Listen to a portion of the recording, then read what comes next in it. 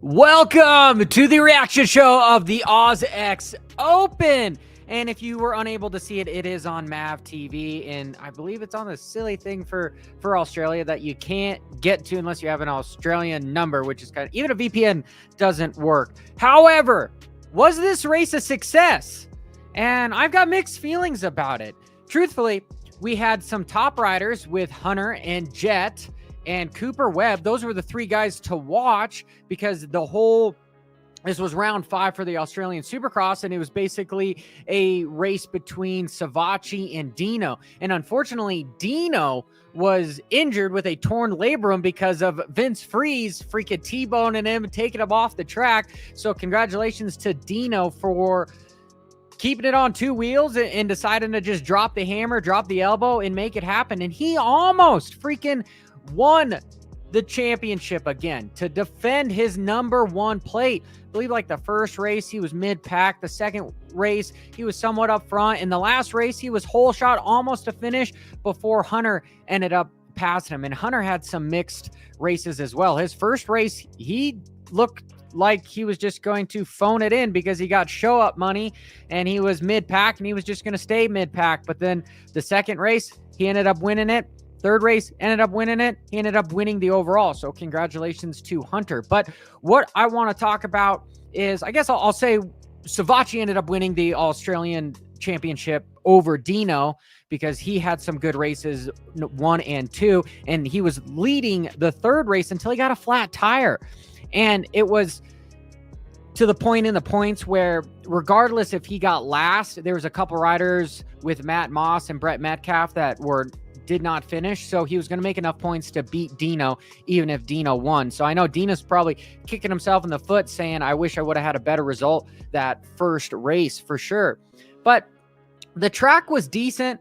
It was fairly one line, and the biggest thing I want to talk about is some of the racing incidents that happened. So let's just get right into it, and let's watch this incident between Jett in this corner right before the triple. So they don't quite catch it, but here's Jett, and his bike is just on top of a few other, or it's on the bottom of a few bikes.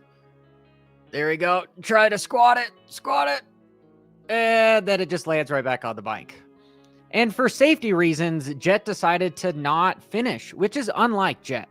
Incredibly unlike Jett to not finish. You know, that motorcycle looks to me like it's rolling.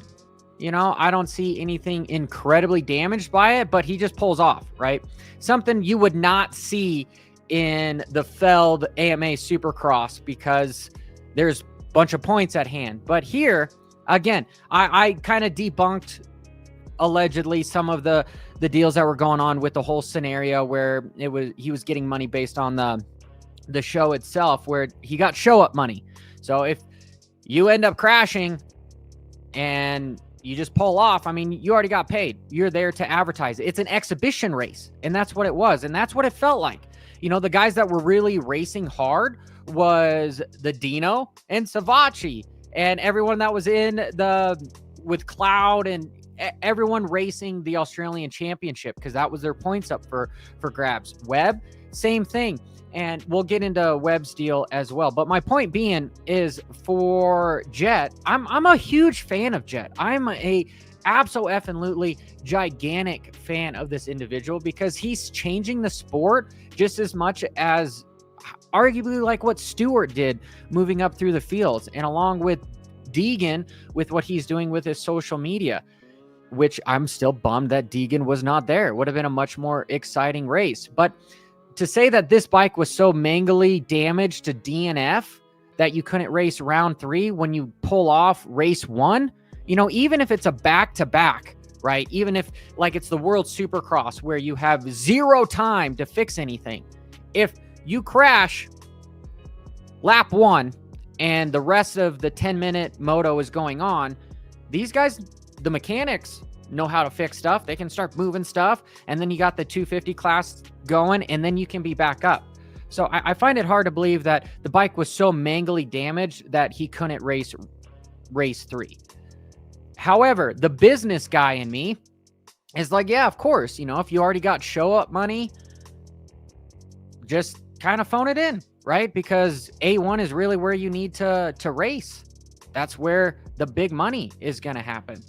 And let's talk about Cooper Webb here, because I was honestly really nervous about Cooper Webb. Cooper Webb came out and won the first race, and I'm like, heck yeah, do I want to call this kind of karma for Star Yamaha for factory Honda with what has transpired? We all know what's happened, and you can have your own opinion on what has gone down. And truthfully, my opinions on it is contractually everybody should race. However,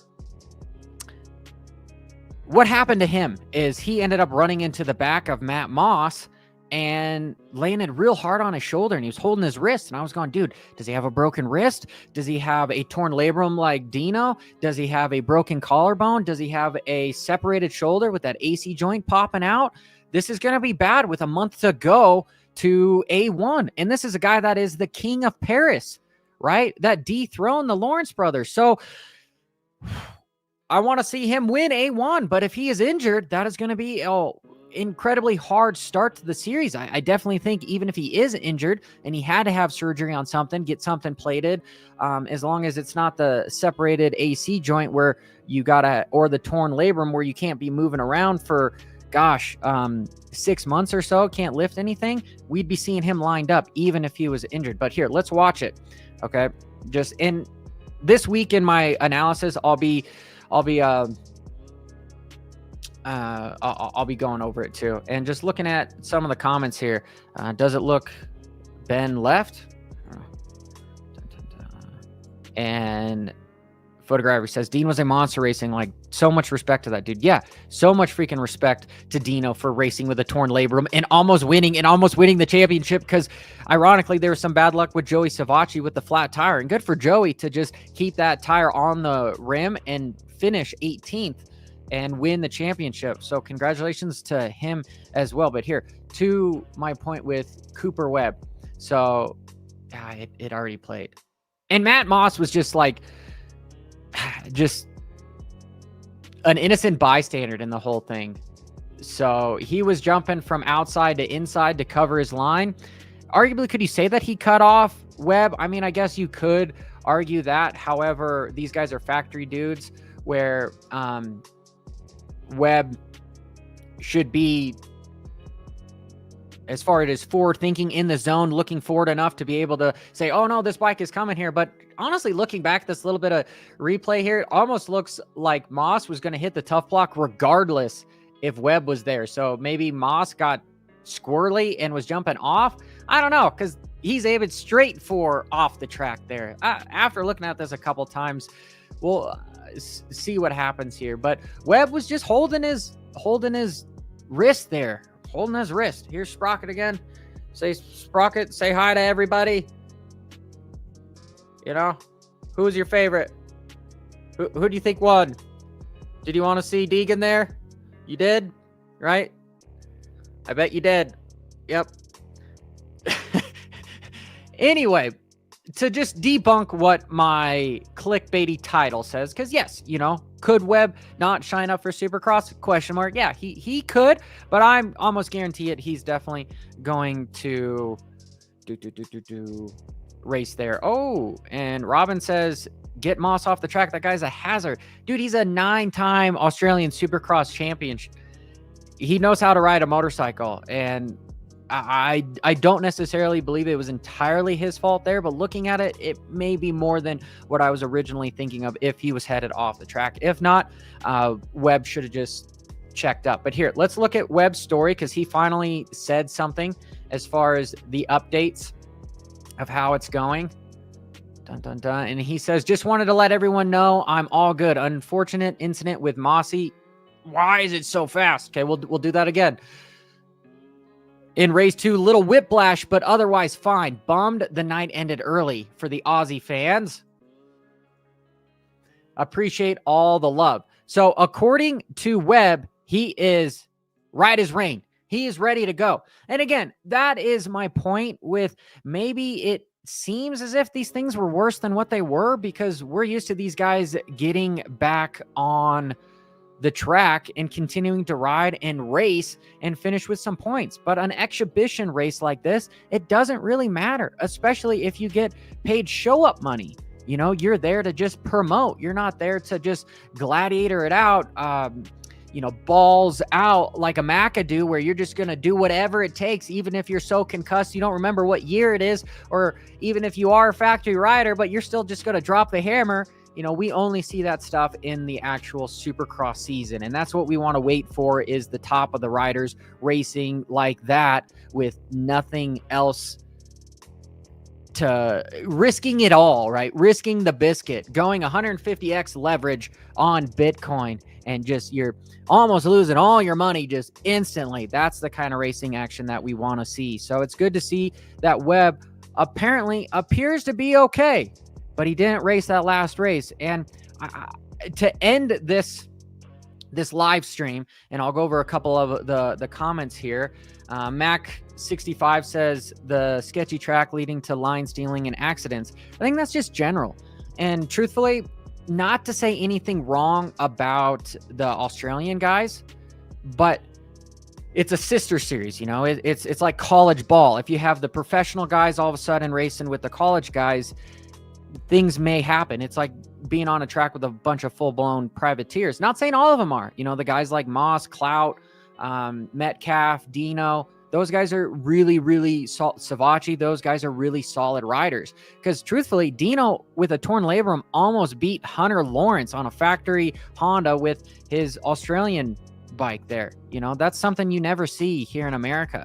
Usually Dino's going to be 10th and Hunter's going to be 3rd or better, or maybe 5th or so. You don't see them together like that. So my point being is just the level of talent spread is what probably seems as if why the track was dangerous, because I've seen so many other tracks that seemed way, way more dangerous, but the dirt looked good. The layout was pretty good. I mean, I guess you could argue that the layout was easy besides the whoops. A lot of guys were jumping through the whoops. The big boys were skimming them, and everyone was doing the same lines. So almost when the track is easier, it makes the speeds faster, which then makes the accidents faster, and then the mistakes that much better, because it's not slowing the stuff down. I'm almost for gnarlier tracks to slow everything down.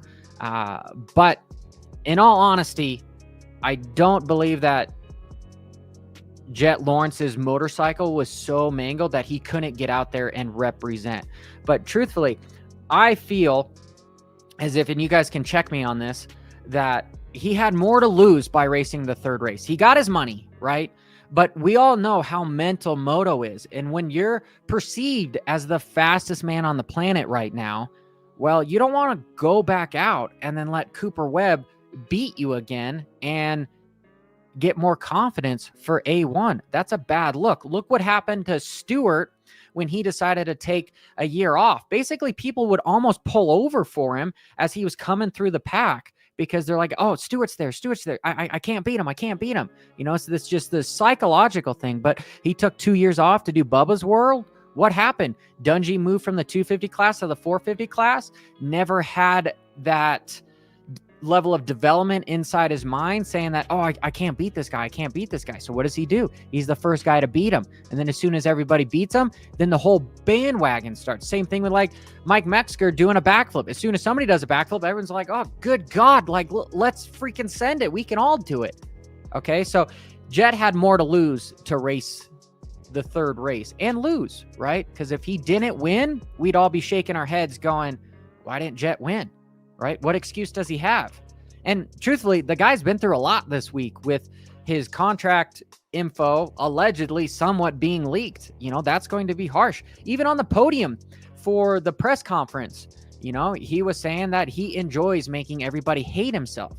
And that's a comment that I didn't perceive as incredibly relevant to where like he needed to say something like that, but he felt he needed to, which to me said that stuff is getting to him, because the internet gets to everybody, you know. And again, I'm a huge fan of these boys, right? I'm just a little disappointed in some of the business shenanigans on the back end, right? And could that be influenced by other people? I believe entirely so, because riders just are meant to just twist the throttle and go, go, go, go, go. So anyway, we've got Focal Point saying that supposedly the Lawrence brothers were only on factory suspension, maybe, right? Dun, dun, dun. And Sunreal says Jett didn't have the heaviest competition in his perfect season. You could say that. He still had some badass competition to him, right? You know, I think those are the cop-outs having the asterisks behind, because if you look at Stewart's perfect seasons in moto, Jett had more depth for his perfect season than Stewart did in the Outdoor Nationals for his, right? And, ooh, Kathy says that MAV TV is showing the Australian Championship race at 9 a.m. today in California. Awesome. Awesome. That's good to see, because it was on at like 2:30 a.m. for me, and I was up, traded cryptocurrency. So that's why my eyes are all bloodshot and everything, because freaking the Asian markets open, and those guys freaking like to, like, I don't know, they just like to hit the sell button or something. Anyway, this is Johnny Hopper. Make sure you hit that subscribe button and notification icon. And let's get this video to 1,000 likes. It really helps out. Hope everybody had a wonderful Thanksgiving. Go check out the race that's going to start here in a bit. And also, pay attention to this week's lines analysis video that's going to come out too. So till next time, guys, keep it WFO.